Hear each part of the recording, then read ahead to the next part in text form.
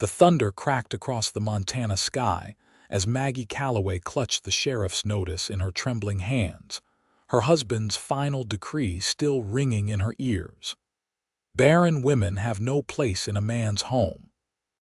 3 years of marriage had yielded no children, and now, at 22, she found herself abandoned, publicly shamed, and with nowhere to call home in the unforgiving frontier town of Timber Creek. Spring of 1876 had brought nothing but heartache. The divorce papers had been signed in the courthouse that morning, rare but devastating in this God-fearing community. The sympathetic glances from townsfolk cut deeper than their whispers. Childlessness was considered a woman's failing, and Maggie bore the full weight of that burden as she trudged through the muddy Main Street, her few possessions packed in a single valise. "You've got till sundown to clear out," the landlord had told her. Her husband's new bride was already moving into what had been Maggie's home for 3 years. A school teacher with youth and promise still ahead of her, while Maggie was considered damaged goods. The rain began as Maggie reached the edge of town, uncertain where to go. The stagecoach wouldn't arrive for 3 more days, and she had precious little money to secure a room at the boarding house. Her family lived back east, too far to help now. She looked up at the darkening sky and felt the first heavy drops strike her face, mingling with her tears. "Miss, you're gonna catch your death out here." The deep voice startled her. Maggie turned to see a tall figure on horseback, his face partially obscured by the wide brim of his hat. Behind him, a wagon creaked to a halt. "I'm fine, thank you," she managed, her pride still intact despite everything. The man dismounted and she got a better look at him. Weathered face, kind eyes, and the unmistakable attire of a rancher. Not a town man, then. "Name's Samuel Reid," he said, removing his hat briefly. "My ranch is 10 miles north." "Couldn't help but notice you standing here in this downpour with that valise. You waiting for someone?" "No," Maggie admitted. "I'm just leaving town." Understanding dawned in his eyes. News traveled fast in small communities like Timber Creek. "You're the Calloway woman," he said quietly. Maggie stiffened, prepared for judgment or worse, pity. "Yes." Samuel Reid studied her for a moment, rainwater dripping from his hat. "I've got 3 children at home with no mother," he said plainly. "Lost my wife to fever last winter. Could use a woman's help." "I'm not looking for charity, Mr. Reid." "And I'm not offering any," he replied firmly. "I'm offering fair pay for honest work. My youngest is only 4, my eldest 11. They need looking after while I tend the ranch." Thunder rumbled again as Maggie weighed her options, which were painfully few. "Why would you hire me? Surely you've heard." She couldn't bring herself to say the words. Samuel's expression remained impassive. "Heard what? That you're barren. That's between you and God, madam. What I need is someone who can raise my kids proper. Being barren doesn't mean you can't be a mother to children already born." His bluntness was shocking but somehow refreshing after months of whispers behind her back. "It's just temporary," she said finally. "Until I can make arrangements to go back east." Samuel nodded. "Fair enough. Wagon's there. We should get moving before this storm gets worse." The ride to the Reid Ranch was largely silent. Maggie huddled beneath a tarp Samuel had given her to ward off the rain, watching the town of Timber Creek disappear behind them. With each mile, the weight on her chest seemed to lighten incrementally. "My children," Samuel said suddenly, breaking the silence. "Mary's 11, Jake's 8, and little Emma's 4. They're good kids, but they've been without their mother for 6 months now. The neighbor woman's been helping when she can, but she's got her own family." "I taught school before I married," Maggie offered. "I've some experience with children." Samuel nodded. "That'll be good. They need their education, especially Mary. She's bright." As they crested a hill, a modest but well-maintained ranch came into view. A two-story farmhouse stood proudly amid several outbuildings, a barn, and corrals. Smoke curled from the chimney despite the spring weather, promising warmth inside. "It ain't much," Samuel said, "but it's home." Three small faces appeared in the window as the wagon approached. By the time Samuel pulled up to the house, the children had spilled onto the porch, curiosity evident in their expressions. Mary, the eldest, stood protectively in front of her siblings. She had her father's steady gaze and her hair was neatly braided, though wisps had escaped. Jake fidgeted beside her, skinny legs poking out from pants that were too short. Little Emma clutched a rag doll, her thumb firmly in her mouth. "Children," Samuel said as he helped Maggie down from the wagon, "this is Miss Calloway. She's going to be staying with us and helping out." "Are you our new mother?" Emma asked immediately, removing her thumb with a pop. Maggie felt her chest tighten. "No, sweetheart. I'm here to help your father and look after you." Mary's eyes narrowed with suspicion. "We don't need looking after. I take care of Jake and Emma just fine." "I'm sure you do," Maggie said gently, "but perhaps I can help with some things so you can have more time to be a girl yourself." Samuel placed a hand on Mary's shoulder. "Miss Calloway was a teacher. She can help with your lessons."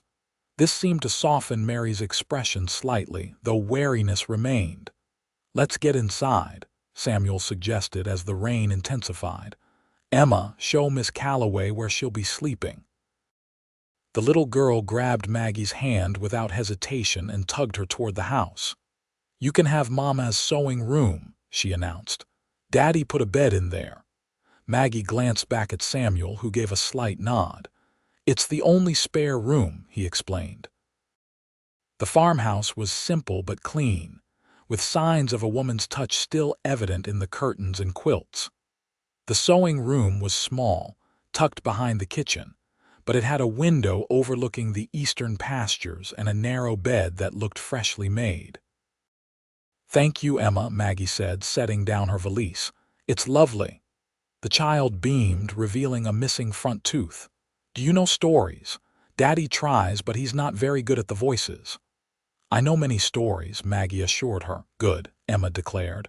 "You can tell us one tonight." The first few days at the Reid Ranch established a routine. Maggie rose before dawn to help Samuel prepare breakfast before he headed out to work the cattle. She spent mornings teaching the children their lessons at the kitchen table, afternoons on household tasks, and evenings preparing dinner for Samuel's return. Mary remained distant, watching Maggie's every move with scrutiny. Jake was cautiously friendly, while Emma attached herself to Maggie immediately, following her around like a shadow.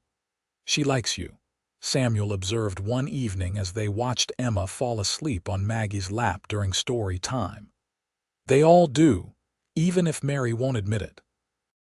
"She's protective of your wife's memory," Maggie said softly. "That's as it should be." Samuel's face softened. "Catherine would have liked you. She always valued plain speaking and hard work." That night, as Maggie lay in bed listening to the prairie wind, she realized she hadn't thought about her own troubles all day. The Reid children, with their needs and personalities, had filled her mind instead. By the second week, Mary had begun to thaw, especially after Maggie praised her needlework and asked for her help teaching Emma to sew simple stitches. "My mama taught me," Mary said, the first personal information she'd volunteered. "She said every woman should know how to make things with her hands." "Your mother was right," Maggie agreed. "And you're an excellent teacher." The girl ducked her head to hide her pleased smile. Samuel often watched these interactions from a distance, his expression unreadable. Occasionally, Maggie would catch him looking at her with something like gratitude in his eyes, but he remained reserved, focused on his work and children. One evening, as summer approached and the days lengthened, Maggie found Samuel on the porch after the children were asleep. He was whittling a small wooden horse, his hands moving with practiced precision. "That's beautiful," she commented, wrapping her shawl tighter against the evening chill. "For Emma's birthday," he nodded. "She mentioned it was coming. Didn't think you'd remember." Of course I remembered. Maggie sat in the chair beside him. "I've been saving egg money to buy fabric for a new dress for her." Samuel's hands stilled. "You don't have to spend your wages on the children." "I want to," she said simply. Then, after a pause, "The stagecoach came through town yesterday." His jaw tightened almost imperceptibly. "You thinking of leaving?" "I should. That was our agreement temporary. The children would miss you." Maggie smiled faintly. "I'd miss them too." They sat in silence for a while, the only sounds the rhythmic scrape of his knife against wood and the distant lowing of cattle. "My husband," Maggie said suddenly. "He never gave me a chance to be a mother." 3 years seemed plenty long enough to him, but the doctor and Helena said sometime, "It takes longer." She hadn't meant to speak of it, but the peaceful night and Samuel's quiet presence made it easier. "Some men are fools," he replied after a moment, caring more for having their name carried on than for the woman carrying their burden. His simple understanding loosened something in Maggie's chest that had been tight for too long. The following Sunday, Samuel announced they would attend church in town. Maggie hesitated, dreading facing the community that had witnessed her humiliation. "I can stay with the children," she suggested. "You could go alone." Samuel's expression was firm. "We go as a family, always have." The word family hung between them, fraught with meaning neither was ready to acknowledge. The journey to town was tense, with Maggie growing quieter as they approached Timber Creek. The church stood at the center of town, its white steeple gleaming in the morning sun. As Samuel helped her down from the wagon, Maggie felt dozens of eyes upon her. Mr. Reid, the pastor, greeted them warmly, then faltered slightly upon seeing Maggie.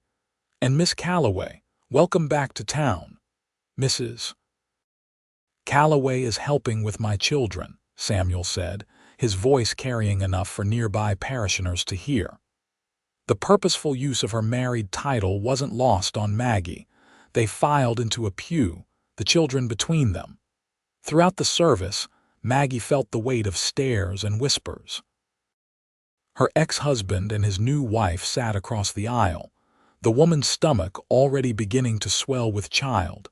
As they left the church, Maggie held her head high despite the ache in her chest. Samuel's hand rested briefly on her back, a gesture of support that didn't go unnoticed. "Reid's taken in the Barren Calloway woman," someone muttered as they passed. Samuel stopped abruptly and turned. "Mrs. Calloway is raising my children," he said loudly, "and doing a finer job than most could. I'd appreciate proper respect shown to her."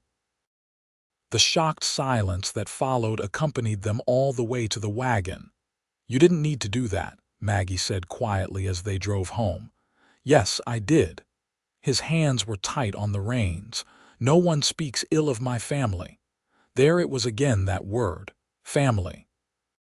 Summer bloomed across the prairie, bringing long days of work and unexpected joy.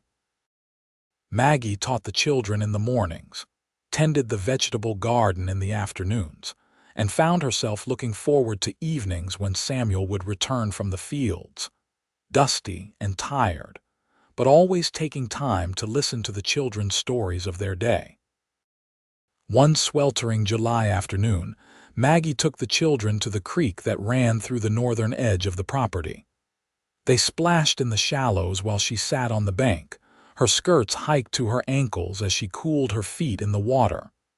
"Miss Maggie," Jake called, "watch me."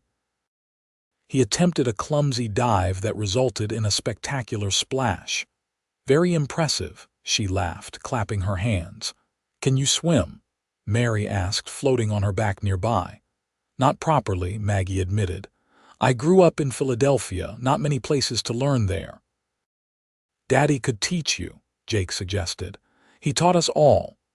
The thought of Samuel Reid holding her in the water made heat rise to Maggie's cheeks that had nothing to do with the summer sun. "Perhaps another time," she demurred.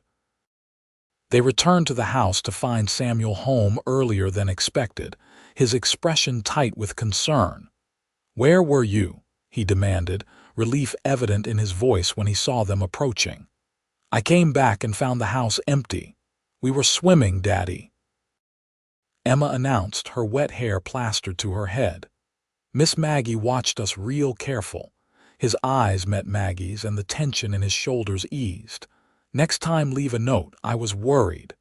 The genuine concern in his voice touched her. "I'm sorry. I didn't think you'd be back so soon." Later, after the children were asleep, Samuel found Maggie on the porch enjoying the cooler evening air. "I shouldn't have spoken sharply earlier," he said, joining her. "It's just, for a moment I thought that we'd left," Maggie finished for him. He nodded, looking uncomfortable. "It's happened before, not with the children, but people leave." Maggie understood he was referring to his wife, though not in the way others had left. Death was the ultimate departure. "I wouldn't take the children without telling you," she assured him. "They're yours." "They're becoming yours too," he said quietly. "I see how they look at you, how they listen for your voice." The admission hung in the air between them, heavy with implication. "Samuel," she began, using his given name for the first time, "I don't want to overstep." "You're not," he said firmly. "You've brought life back to this house, to them, to me." His hand found hers in the darkness, calloused fingers wrapping around her smaller ones.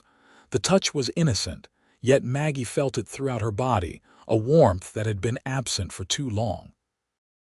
In August, Samuel announced he needed to take a herd to market in Billings.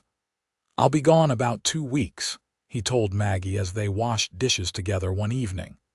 "Think you can manage?" "Of course," she assured him, though the thought of his absence created an unexpected hollow feeling. "The children and I will be fine," he nodded, seeming relieved. "I'll make sure there's plenty of firewood split before I go, and I've asked Mitch Harper from the neighboring ranch to check in every few days." "We'll be perfectly fine," Maggie repeated, touched by his concern. The morning of his departure, Samuel lingered longer than necessary, giving last-minute instructions and hugging each child tightly. "Take care of your brother and sister," he told Mary. "And take care of Miss Maggie," Emma added solemnly. Samuel's eyes met Maggie's over the child's head. "Yes," he agreed softly. "Take care of Miss Maggie, too." As he mounted his horse to lead the cattle drive, he paused beside Maggie. "I'll be back soon as I can." "We'll be waiting," she promised. The days without Samuel stretched longer than Maggie had anticipated. She kept the children busy with lessons and chores, but evenings felt empty without his steady presence. She found herself watching the horizon each day, though she knew it was far too soon for his return. 10 days into his absence, a summer storm blew in from the west, violent and sudden. Thunder shook the house as Maggie hurried to close windows against the driving rain. The children huddled together in the main room, Emma crying at each crack of lightning. "It's all right," Maggie soothed, gathering the little girl into her lap. "The house is strong. Your father built it well." "But Daddy's out there," Jake worried, his face pressed to the window. "What if the lightning gets him?" "Your father is too smart to be caught in a storm," Maggie assured him, though her own heart clenched at the thought of Samuel somewhere on the open prairie in this tempest. That night, after the children finally slept, Maggie paced the floor, listening to the storm's fury. The rain lashed against the windows, and the wind howled through the eaves like a living thing. She found herself praying for the first time in months, simple, desperate pleas for Samuel's safety. Morning broke clear and cool, the storm having blown itself out overnight. Maggie stepped onto the porch to survey the damage, a few shingles torn from the roof, the vegetable garden flattened, but nothing that couldn't be repaired. As she turned to go back inside, movement on the horizon caught her eye. A single rider coming fast. Her heart leaped to her throat. Samuel wasn't due back for days yet. This must be trouble. The children spilled out of the house behind her, having spotted the rider as well. "It's Daddy," Jake shouted, his sharp eyes recognizing the figure before Maggie could. "Daddy's home." Sure enough, as the rider drew closer, Samuel's familiar form became clear. He was riding hard, hunched low over his horse's neck, pushing the animal to its limits. "Something's wrong," Mary said, her young face creasing with worry. Samuel galloped into the yard and dismounted before his horse had fully stopped, his boots hitting the ground with a thud. His face was streaked with trail dust, his clothes soaked through and muddy. "You're all right," he breathed, gathering the children in his arms. His eyes found Maggie over their heads, intense with emotion. "The storm, I was afraid." "We're fine," Maggie assured him, fighting the urge to throw herself into his embrace alongside the children. The house held strong. "I couldn't wait," he explained, straightening up. "Left the men to finish the drive and rode ahead. Needed to know you were safe. You rode all night, through the storm." Maggie couldn't keep the concern from her voice. Samuel nodded, fatigue evident in every line of his body. "Had to get home." Home. The word echoed in Maggie's mind as she ushered him inside, insisting he rest while she prepared food and heated water for a bath. Later, cleaned up and fed, Samuel sat at the kitchen table while the children excitedly filled him in on everything he'd missed. Maggie moved around them, preparing coffee, hyper-aware of his presence after the days without him. "Bedtime," she announced eventually, noting Samuel's drooping eyelids. "Your father needs rest." The children protested but obeyed, each giving Samuel another hug before heading upstairs. "You should sleep too," Maggie told him when they were alone. "You look exhausted." "In a minute," he said, his voice rough with weariness. "Sit with me." She joined him at the table, her hands wrapped around her own coffee cup. "Was it a successful drive?" "Good price for the cattle," he confirmed. "We can repair the roof properly now, maybe add that room onto the back before winter." His casual mention of future plans, ones that clearly included her, warmed Maggie more than the coffee. "I was worried," she admitted. "During the storm." Samuel's hand reached across the table to cover hers. "I knew you'd keep them safe, but I couldn't stop thinking about all of you alone here." "We weren't alone," Maggie said softly. "We had each other." Something shifted in his expression then, a decision being made. "Maggie," he began, his voice dropping lower, "I know you came here for work, not complications, but these past months—" "I know," she whispered, her heart beating wildly in her chest. "The children need you, I need you." His hand tightened on hers. "Not as a housekeeper or a teacher. As family." Maggie felt tears prick her eyes. "Samuel, you know what people say about me. What if you want more children someday? I might never, I don't care," he interrupted firmly. "I've got 3 children who adore you. That's family enough for any man." He paused, his thumb brushing over her knuckles. "Unless you don't feel the same." Maggie looked at their joined hands, then up at his weathered, honest face, the face that had become home to her. "I do," she admitted. "Feel the same, more than I should, perhaps." Relief flooded his features. "Then marry me. Be their mother in truth, not just in deed."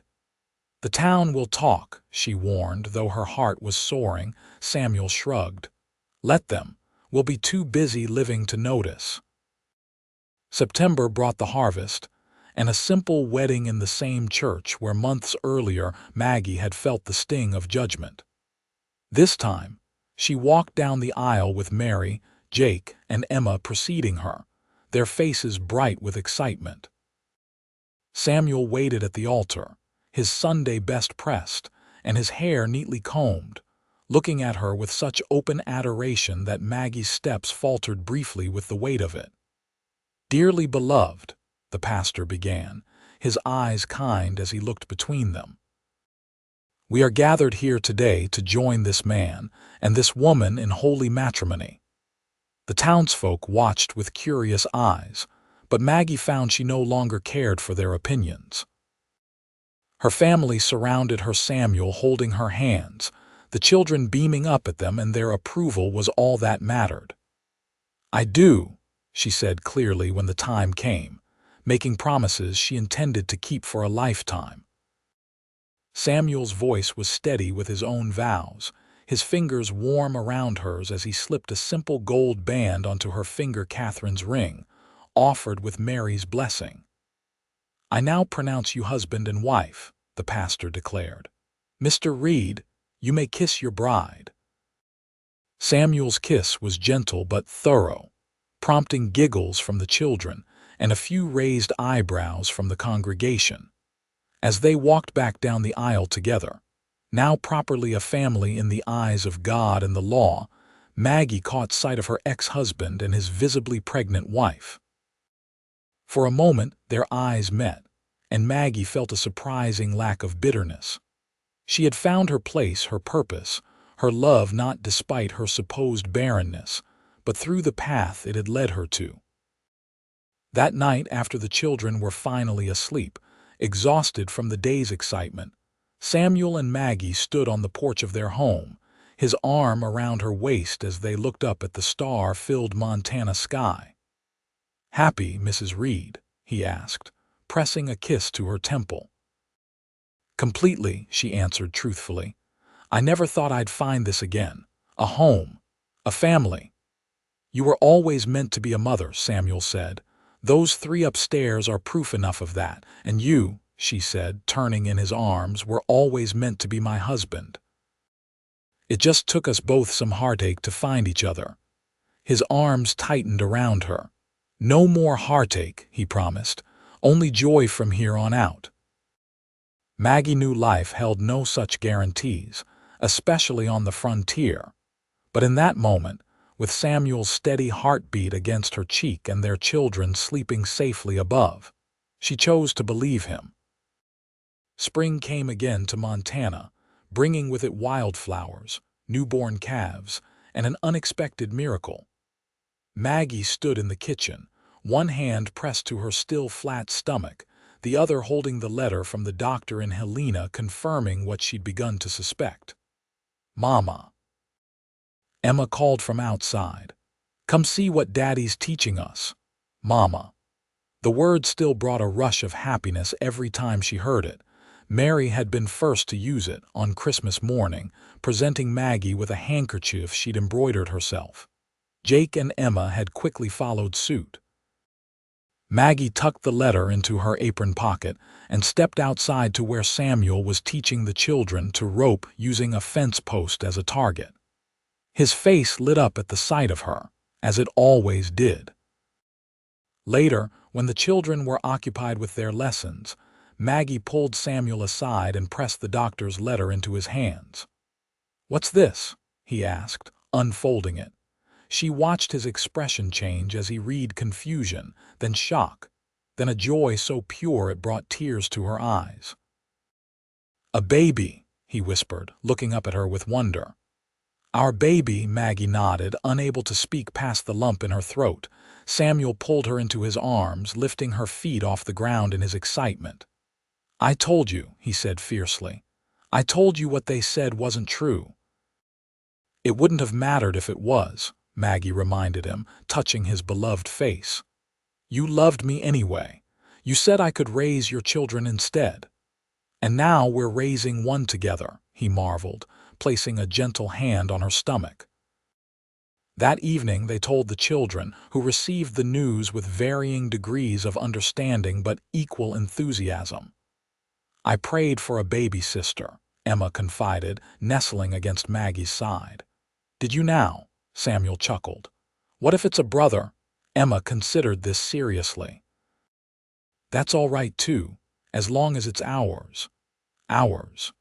The word encompassed everything Maggie had found on this ranch: love, belonging, purpose. She looked around at the faces of her family. Samuel's eyes shining with pride and love, the children chattering excitedly about the baby, and felt complete in a way she'd once thought impossible. The barren woman who had been cast aside had found fertile ground for her heart to grow, nurtured by a man who saw value beyond bloodlines and tradition. Together, they had built something stronger than the past that had wounded them both, a future rich with promise and overflowing with love.